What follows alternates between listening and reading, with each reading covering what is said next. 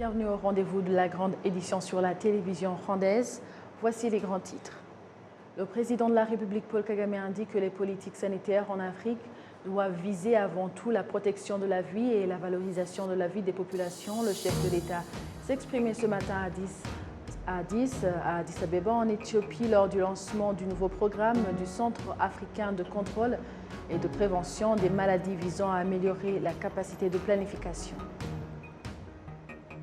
Les experts en histoire et diplomatie estiment que le manque de volonté politique de la part des autorités de la République démocratique du Congo accélère l'idéologie du génocide dans la région des Grands Lacs. Au sommaire également, à quelques heures du coup d'envoi de la fête du vélo au Rwanda, le Tour du Rwanda, les derniers préparatifs sont en point et les coureurs venus de tous les coins du monde sont déjà impatients de rouler sur le sol rwandais, mais aussi de découvrir les merveilles du pays des 1000 collines.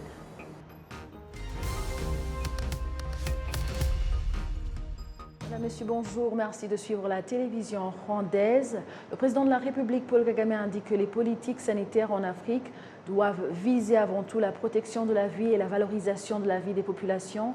Le chef de l'État s'exprimait ce matin à Addis Abeba, en Éthiopie, lors du lancement du nouveau programme du Centre africain de contrôle et de prévention des maladies visant à améliorer la capacité de planification. The ability for leaders at every level.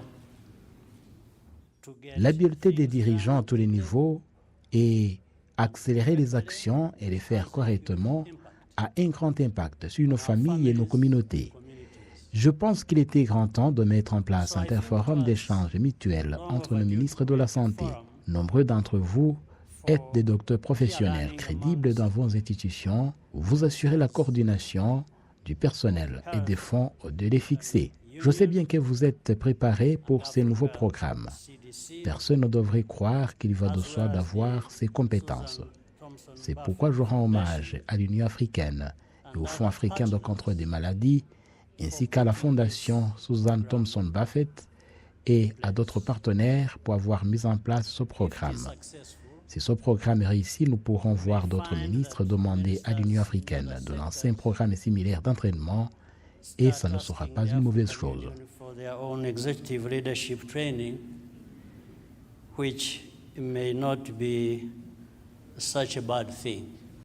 Ce programme qui rassemble les ministres de la Santé en Afrique se veut de renforcer la planification et l'accélération de la mise en pratique des programmes visant la normalisation des qualités de services sanitaires sur le continent africain.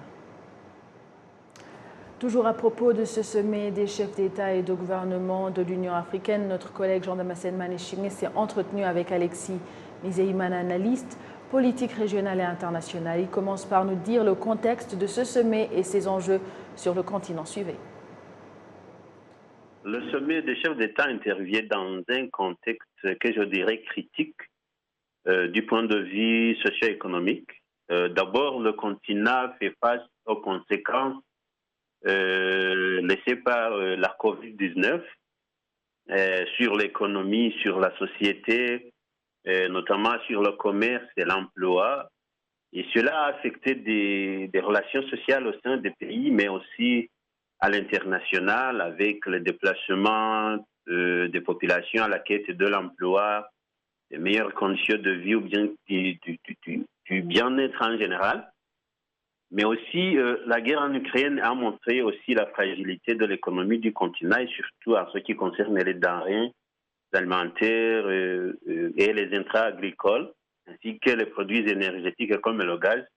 Et ainsi, on a vu la flambée des prix des produits de première nécessité et cela aussi affecte, je dirais, non seulement l'économie, mais la vie sociale de la population.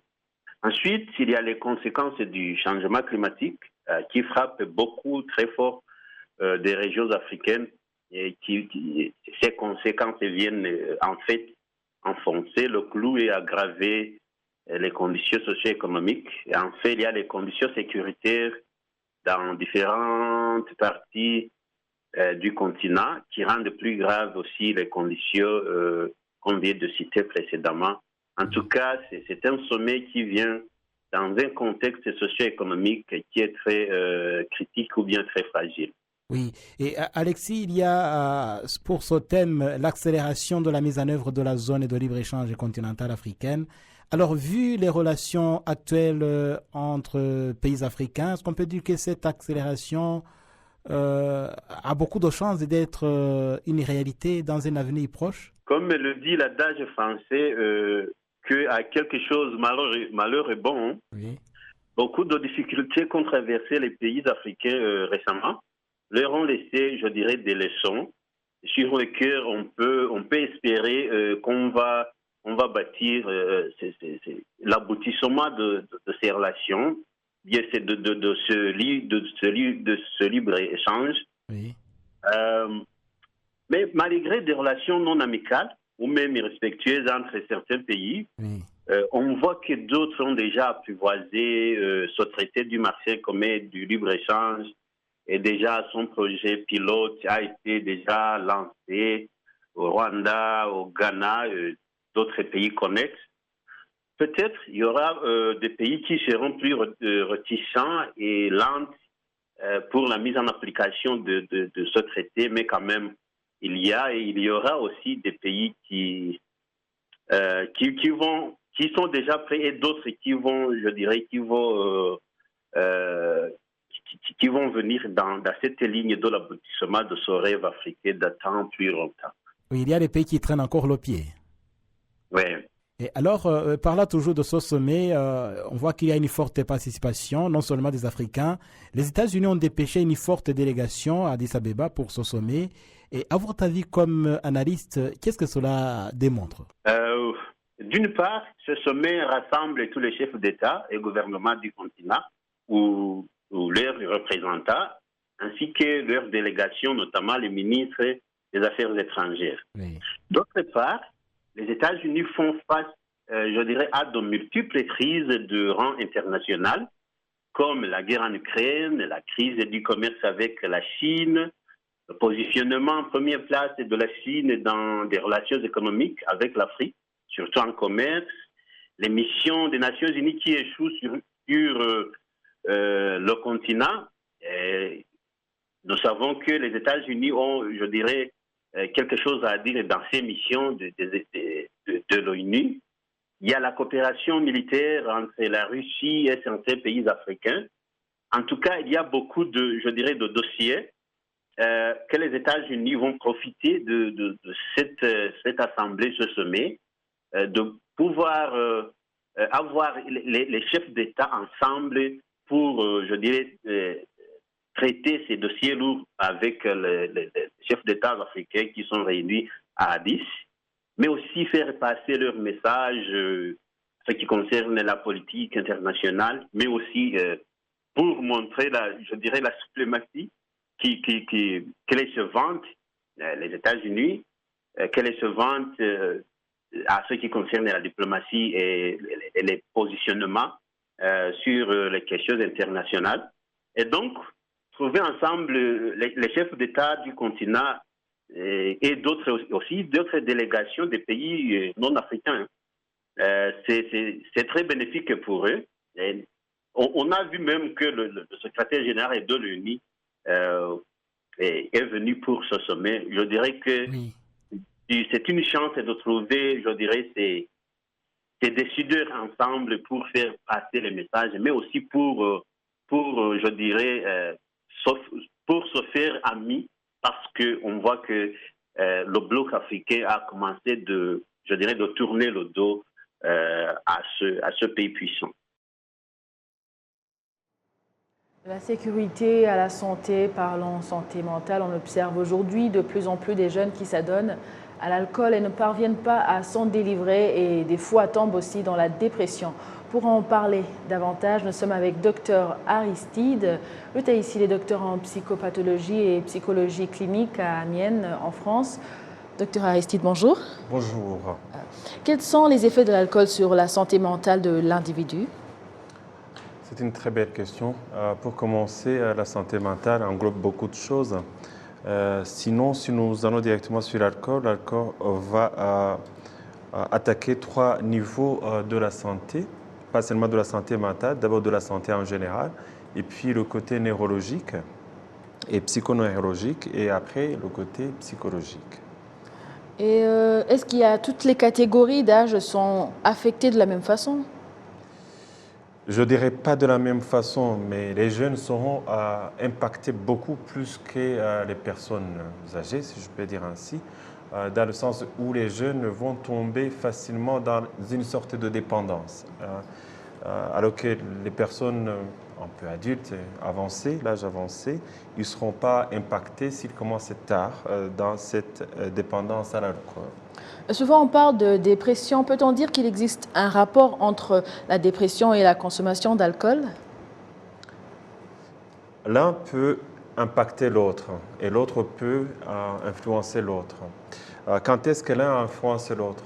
On peut partir de la dépression avec ses signes qui est d'abord la tristesse, une grande tristesse, un manque d'estime de soi et le fait de ne pas voir l'envie de vivre, la perte d'envie de vivre. Et cela peut amener la personne à chercher quelque chose pour gommer effectivement cela. Et dans ce cas-là, il peut recourir à l'alcool. Et il en est de même, quelqu'un qui est dans l'alcool peut tomber dans une sorte de dépression, dans le sens où l'alcool va l'amener à cette perte effectivement d'estime de soi. Si je ne bois pas un coup, je ne serai pas un homme. Donc il faut que je boive un coup pour être un homme. Pour affronter des problèmes, il faut que j'en boive un coup. Et pour aller à la maison, s'il y a des problèmes à la maison, je vais boire un coup. Comme ça, je rentre, je m'endors, il n'y a pas de problème. On peut dire qu'il y a une interaction entre les deux. On ne sait pas qu'est-ce qui commence, qu'est-ce qui ne commence pas. Donc ça peut être la dépression qui amène la personne à consommer beaucoup d'alcool pour répondre effectivement à ce mal-être, à cette grande souffrance ou à ce manque d'estime de soi. Ça peut être aussi également le côté de l'alcool qui vient répondre à la dépression, dans le sens où la dépression, c'est un mécanisme psychologique qui vient pour extérioriser ou parler, si on dit comme ça, le mal-être et la souffrance. Vous parlez de dépression, vous parlez de souffrance, mal-être, tristesse. Et il y a des fois, on dit dépression et anxiété. Est-ce que c'est la même chose ou quelle est la différence? La dépression et l'anxiété sont différents. Quoique ils peuvent s'influencer, si j'ose dire comme ça. Donc la dépression, c'est ce que je disais tout à l'heure, c'est cette tristesse profonde qu'on sent en soi et qui est très très profond, tellement qu'on se sent dépassé. On manque de sommeil, on manque l'envie de vivre, on manque d'estime de soi. Tandis que l'anxiété aussi, il y a le manque d'estime de soi. Mais l'anxiété, c'est cette peur d'être dépassé par les événements, par les soucis de la vie. Et c'est aussi se comparer à l'autre d'une façon permanente. Et donc, on se sent anxieux parce qu'on se sent un peu dépassé ou on a peur d'être dépassé par les événements ou par ce qui nous arrive.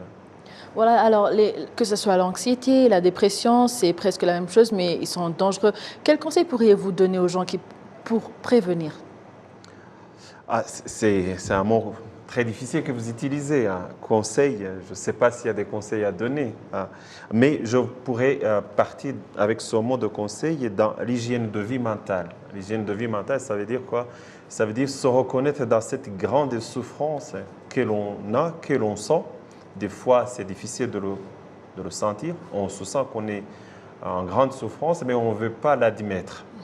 Donc, la première des conseils, c'est de fréquenter des personnes qui sont dans le domaine pour pouvoir aller chercher de l'aide. Ça peut être aussi des amis, avoir un ami à qui on a confiance. Dans ce sens-là, on peut en parler avec eux. Avant d'aller chercher un expert dans le domaine, des psychologues ou des psychiatres, ou même des médecins traitants, ils peuvent répondre à ce mal-être. Mais la plupart des fois, nous avons, surtout dans notre culture, nous avons cette façon de parler avec les autres et oser avoir confiance à un ami, un parent ou je ne sais pas quoi. Et si ça ne va pas, il faut recourir à des experts. Docteur Aristide, merci beaucoup. Je retiens hygiène de vie mentale. Merci beaucoup pour votre éclairage. Je vous en prie. Merci. Je rappelle que c'est docteur en psychologie, pathologie et psychologie clinique qui exerce son métier à Amiens, en France. Continuons avec l'actualité pour parler de la rencontre politique de haut niveau.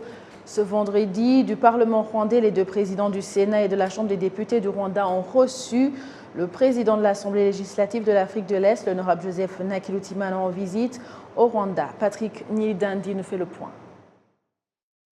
Les discussions entre les hautes personnalités de la République rwandaise et le président du Parlement de l'Assemblée législative de l'Afrique de l'Est, l'honorable Joseph Nakilutimana, ont tourné autour du renforcement de relations de coopération entre ces différentes institutions. En parlant du fonctionnement normal des institutions parlementaires de la communauté, l'honorable Joseph Nakilutimana est revenu sur la non-participation des députés de la RDC aux différentes sessions de cette institution. Et pourtant, ils sont membres de cette assemblée. Effectivement, les parlementaires congolais de l'EALA ne sont pas présents.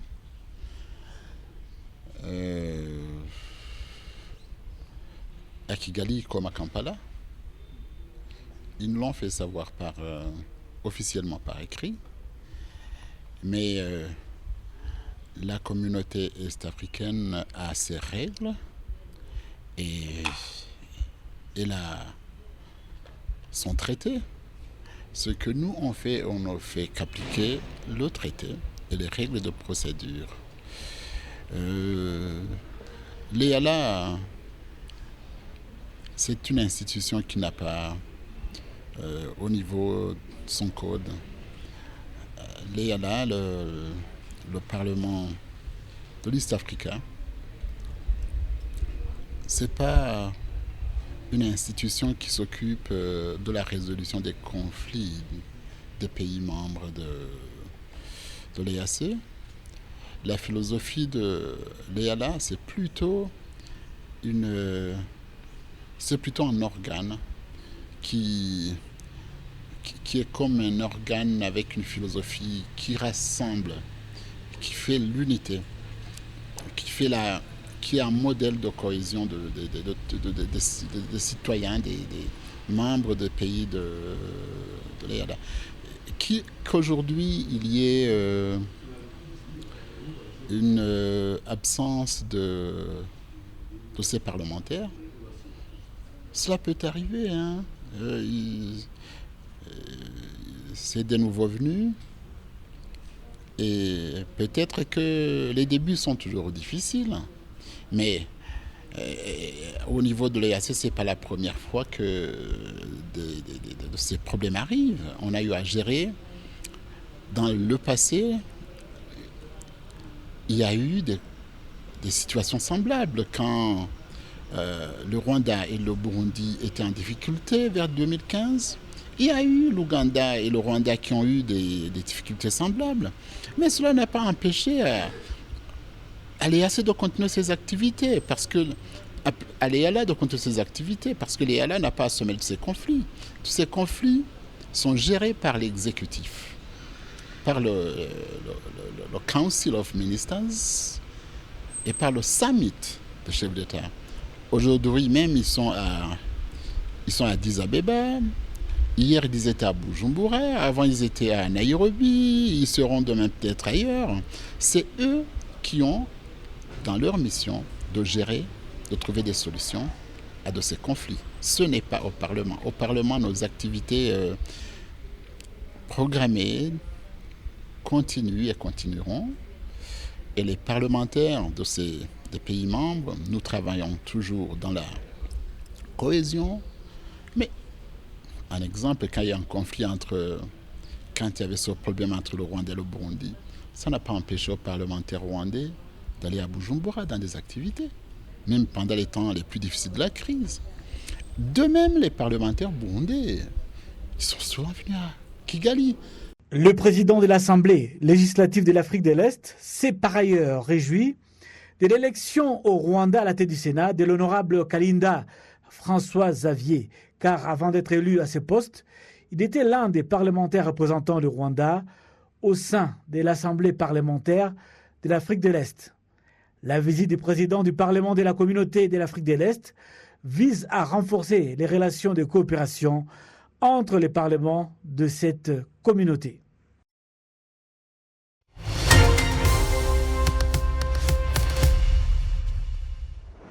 Place maintenant à l'actualité sportive pour parler à quelques heures du Tour du Rwanda. Maintenant, les préparatifs, comment nous allons vous décrire l'ambiance avec Jean-Damascène Manéchim.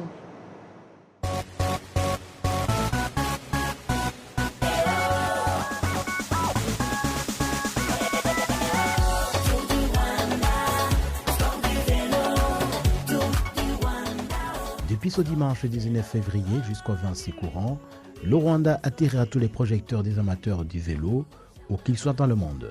Le Tour du Rwanda qui a fait ses preuves, car il attire désormais les grands noms du monde du vélo, à l'exemple du Britannique Chris Froome qui va rouler pour Israel Premier Tech, l'une des équipes qui participe à l'édition 2023 du Tour du Rwanda.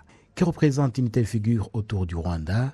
Élément de réponse avec le directeur général du Tour du Rwanda, Freddy Kamuzinzi. C'est une marque de confiance très importante pour nous, comme j'avais dit tout à l'heure, où je remercie encore Chris Froome d'abord, et puis également l'équipe Israel Premier Tech pour avoir accédé à notre demande. Donc c'est très important de recevoir un grand coureur comme Chris Froome, en plus un Africain, ce qui est important pour nous, parce que malgré tout il est africain. Je pense que c'est d'abord, ça nous légitimise encore plus en tant que Tour du Rwanda, étant la plus grande, on va dire, course sur le continent africain. Donc c'est très important pour nous d'être légitimisés également d'une façon ou d'une autre. Ça ne veut pas dire qu'on n'était pas légitime jusque-là, mais ça c'est un plus. Comme on dit, c'est la cerise sur le gâteau. Donc ça c'est très important, mais aussi je pense que par rapport à toute cette stratégie qu'on a du pays en termes de tourisme et d'attractivité, de pouvoir se positionner comme une destination touristique, c'est très important parce que quelqu'un comme Chris Froome aura un impact important, parce que c'est quelqu'un qui sur les réseaux sociaux a des dizaines de millions de followers, donc c'est quelqu'un qui a un impact certes, mais aussi d'un point de vue sportif, c'est bien qu'il puisse aussi se frotter sur les routes du Rwanda, qu'il voit un peu de quoi il s'agit en préparation des championnats du monde en 2025. Je pense que c'est le premier athlète aujourd'hui de ce niveau qui vient en fait faire une expérience sur on va dire le parcours du Tour du Rwanda, et je suis sûr qu'il y aura beaucoup à dire après le Tour du Rwanda ou pendant le Tour du Rwanda. Donc il n'y a que on va dire du bon dans tout ça pour l'organisation, mais également, comme je dis toujours, pour le pays également. C'est très important d'avoir quelqu'un du calibre de Chris Froome sur le Tour du Rwanda. Et à lui d'ajouter que les couleurs rwandais profiteront de cette édition pour beaucoup apprendre et pourquoi pas chercher à s'imposer. Je pense que c'est d'abord le mental, c'est ça qui est le plus important. Je pense que ce qui est important, c'est que nos coureurs d'abord aient un mental de fer. Chris Froome, c'est sûr qu'il apporte un peu de peps sur on va dire, sur la course, mais à la fin de la journée, c'est un jeu collectif. Donc nos coureurs peuvent aspirer battre Chris Froome. Je pense qu'on a eu dans le passé, vous avez vu, on a eu dans les précédents Tours du Rwanda, on avait de grosses équipes, on avait de très grands coureurs, mais on a failli même remporter, je pense en 2020, si je ne me trompe, il y avait le jeune Moïse qui a failli remporter, et pourtant il faisait face à des monstres de coureurs et d'équipes. Donc le plus important pour nous, je pense qu'il est important d'avoir un mental de fer et aussi avoir une confiance en soi et se dire que oui, que ce soit Chris Froome ou pas, pourquoi pas, on peut bien gagner également le Tour du Rwanda, mais il faut rester également réaliste. On a encore un long chemin à faire, mais ça ne dit pas que c'est impossible. C'est ce qui est important, ce n'est pas impossible. Dans l'ambiance du Tour du Rwanda qui se fait sentir déjà dans le pays, la population du district de Bugesera à l'est du Rwanda a savouré avant les autres districts sur le professionnalisme de l'équipe Israel Premier Tech du célèbre Chris Froome avec l'inauguration des infrastructures modernes comprenant notamment un terrain d'entraînement pour le cyclisme. Ce terrain a été construit avec le concours de l'équipe israélienne Israel Premier Tech dans l'optique de développer davantage le cyclisme au Rwanda à partir des plus jeunes.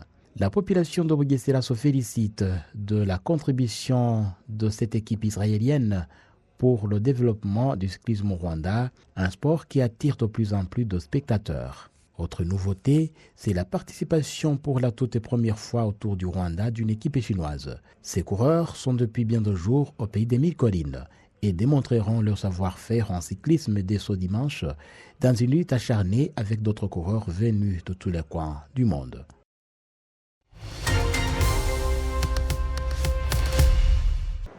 Merci à vous tous qui étiez au rendez-vous d'actualité de la télévision rwandaise avec toute l'équipe qui a réalisé cette grande édition. Je vous souhaite de passer une bonne suite de nos programmes. Vous étiez avec Amandine Dikomasavo. À la prochaine et d'ici là, portez-vous bien.